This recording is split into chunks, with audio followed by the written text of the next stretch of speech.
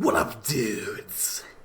It's Gaz, and welcome back to the Warframe video. So we got another episode of This Week in Warframe, where we go over the entire weekly reset. And as of this week, the weekly reset does contain a new type of mission, the Deep Archimedea. So we'll be going over those modifiers and suggestions for what you want to do, or what you could do, rather, to have an easier time in these elite missions. We'll also be going over a bunch of stuff that's happening this week. And yes, there are more changes to Dante planned for this week, guys, so don't worry about it.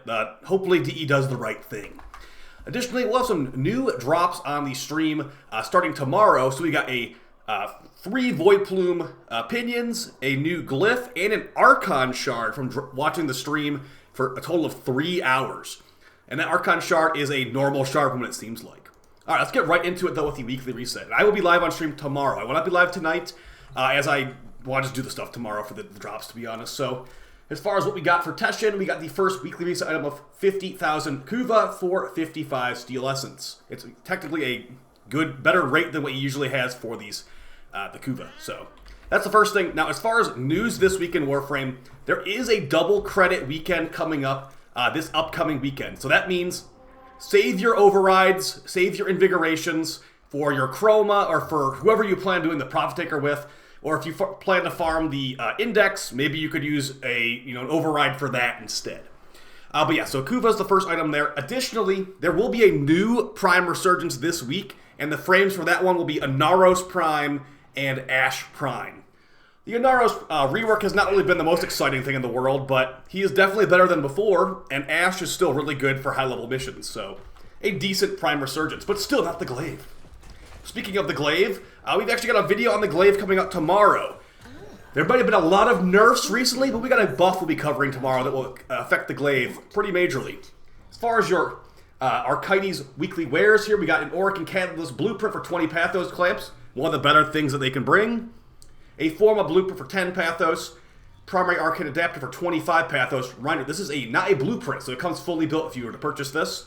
A Rifle Riven Mod for 15 Pathos, and an Exilus Weapon Adapter for 20 Pathos. An actually pretty decent week from this vendor for once.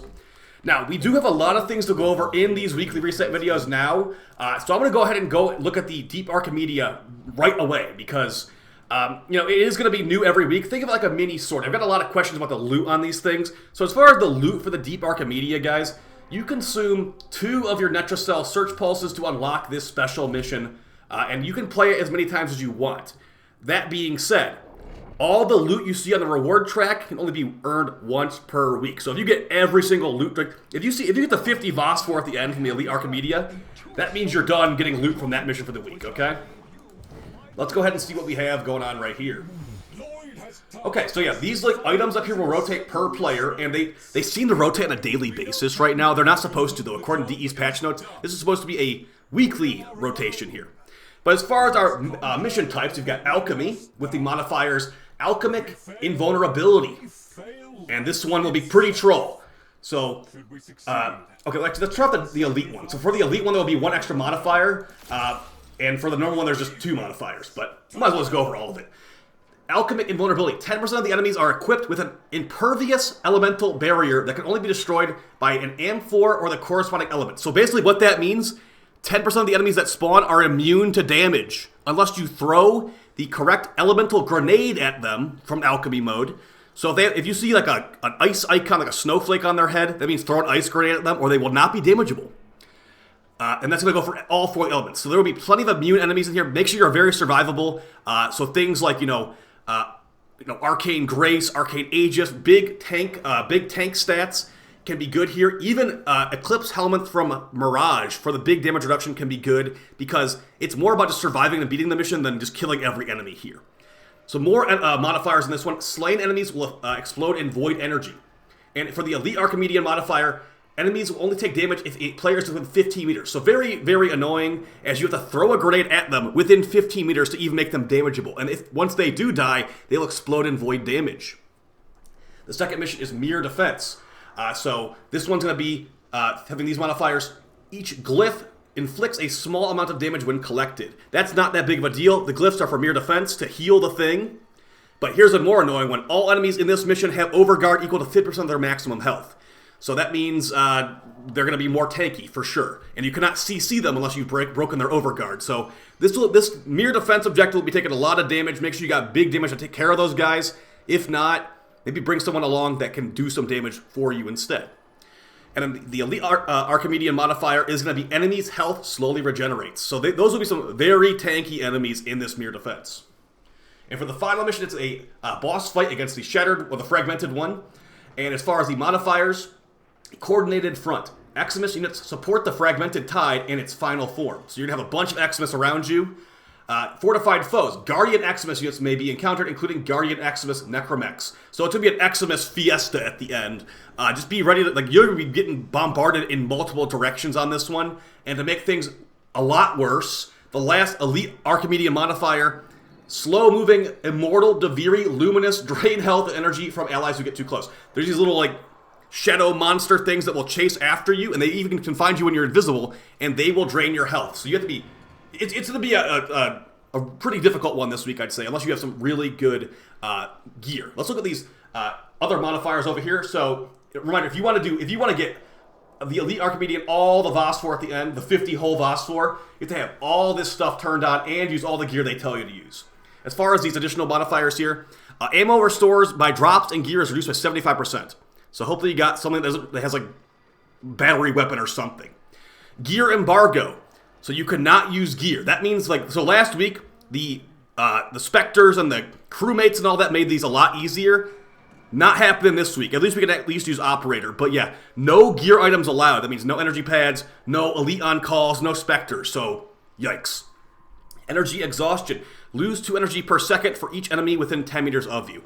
Now, if you have Harrow, or if you use Lycath's Hunt Helminth from Baruna, you should be fine on energy. But yeah, Harrow is probably one of the best ways to get constant energy and constant shields in these Archimedians. But it's a random frame anyway, so who knows. So yeah, constantly losing health, can't use gear items, have basically no ammo. And the last one, gain 1 puncture status effect every time you take damage. So these all put together, you're going to be having less ammo, you're going to have no gear, you're going to be draining energy constantly, and you'll be taking, whenever you take damage, you also take a puncture proc, and puncture procs reduce your damage output on enemies. So, a pretty rough week, especially some of these, this one sounds annoying, they're having to throw the grenades at enemies to actually damage them. So, yeah, we'll talk about Elite Archimedea loot later in the week and how underwhelming it is, but if you want to do this stuff, those are your missions for the week. Let's go ahead and move on to the next spot. The Duviri stuff. So yeah, and also don't forget, guys, the Archon shard for the week is at Bird 3 for 30,000 rep in the Shiny Treasures area. All right, so as far as Duviri stuff, let's check the normal Duviri, and we'll move on to the Steel Path Duviri. So for normal circuit, you got Hydroid, Mirage, and Limbo. Now the best one to get here is definitely going to be Mirage, as her Helminth is very good. Well, it got nerfed, but it's still good. And then Limbo's Helminth is Banish, and Hydroid's Helminth is Tempest Barrage. As far as, the easiest one to get, I think the easiest one is definitely Hydroid coming from the boss fight on Earth. These other 2 frames are quest frames, so whichever one you want to go for, I'd say definitely go for Mirage, as even though her Helminth is nerfed, that extra tank stat is nice in the Elite Archimedea. But yeah, really guys, the best choice is Mirage this week, even though none of them have the best Helminth. I guess Hydroid's Helminth is okay. For the Steel Path circuit and the Incarnons, just a reminder though, if you have not done this in a while, you can actually get these items instead of Incarnons if you have all the Incarnons already, or if you're rank 9 Opportunity Intrinsic. We've got the Bow Incarnon, Latron Incarnon, Furus Incarnon, Furax Incarnon, and the Strun Incarnon. As far as the strongest options this week, it's definitely going to be the Latron, Furus, and Strun. The melees are not really that crazy, but let's just go over what they do anyway. So for the Bow Incarnon, its Incarnon form gives you extra range and heavy attack efficiency, but it's a staff. Who even heavy attacks with staffs? So yeah, the biggest Incarnon upgrades on this thing will make it where you're going to be getting slash procs from your impact procs, which makes impact procs actually kind of decent, but this is not really viewed as a very in a positive way as far as Incarnons go. Staff weapons don't have the best stances. They feel awkward. This thing is mostly impact, as you can see with these Incarnons here. So it's more like a stat stick, if anything, and it's not a great stat stick at that. So I'd recommend putting this as the bottom of your priority list as far as which Incarnons to get, if you even want to ever get this one, to be honest. I don't think I've ever actually used it besides testing it out a couple times.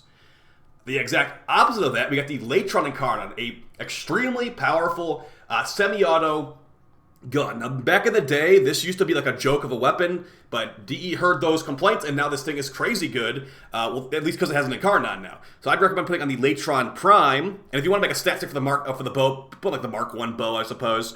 We have the Incarnon form, and this thing releases bouncing fireballs that have really good damage. If you want to look at, for some reason, like, this thing just has crazy high crit stats with the critical parallel focus at the end, but you can also go with Flensing Spikes, removing enemies' armor by 20% per puncture proc. You can remove enemies' armor permanently with this weapon, so it's really, really nice. Yeah, get the if you have the Latron Prime, I'd recommend putting it on there. If you don't have the Latron Prime, I guess the Latron Wraith would work.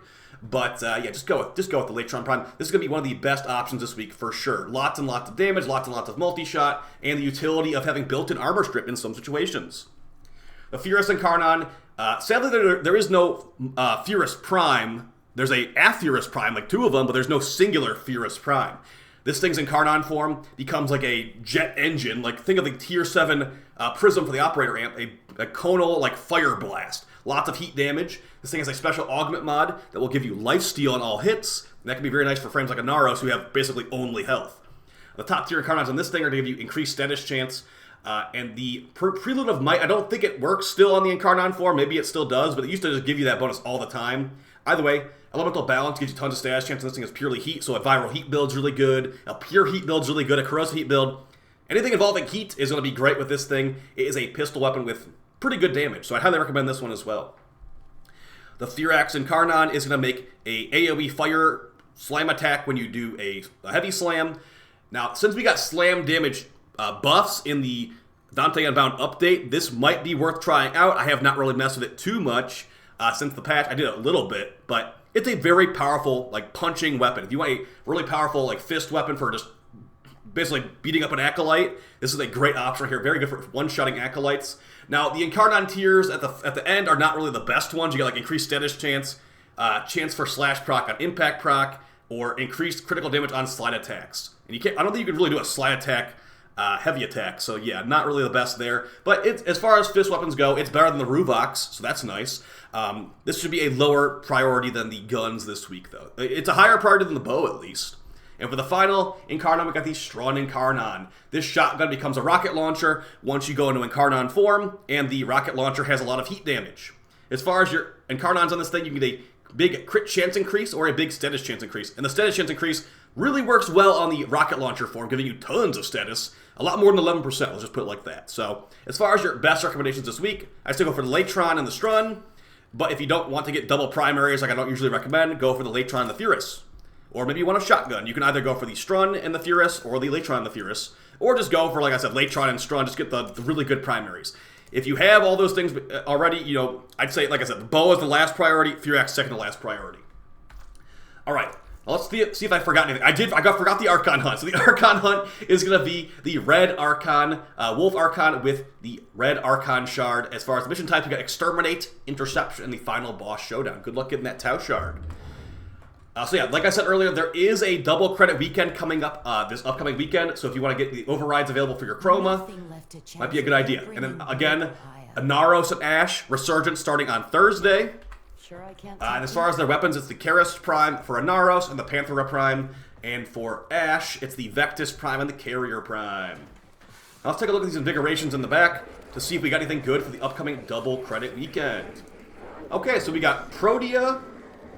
Okay, we got a good Protea one. We got Protea, Sevagoth, and Kullervo, frames that I actually sometimes play. So if you want to get access to this stuff, guys, you can either buy it in the market for 300 plat, like a Hellmonth segment, or you can go grind it out on the Necrolisk, and it requires rank 5 with those guys to get this invigoration. Alright, so I got ability, range, and health for Protea. Nice. I'm looking for ones that would be good on Chroma, basically. Because I can override this to put it on Chroma when I want to. Okay, so range and health, not really the best for Chroma, but pretty good for Protea. Primary critical chance and reload speed. That might be the one for Chroma to give my primary some big damage buffs. Also kind of cool for Sevagoth to get tons and tons of crit chance.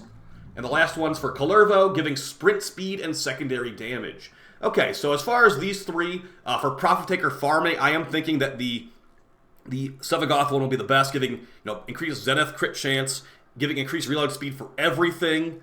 That could be pretty good. But maybe secondary damage or ability range might be better. I don't think the ability range would really be that needed because, Chroma's buffs are nice and all. Oh yeah, by the way, Chroma's getting a buff this week too, but it won't really affect the Profit Taker. He'll be able to stack his damage buff from ranged attack kills and stack his armor buff from melee kills. And that's in addition to what it currently does, so not removing anything from Chroma. Alright guys, hope you found this video fun and helpful. Good luck with those kind of troll deep Archimedean modifiers. I'll be doing mine on stream tomorrow, so if you want to come stop by, we'll do the Elite Archimedean on stream. Alright guys, I'll see you next time. Take it easy and peace.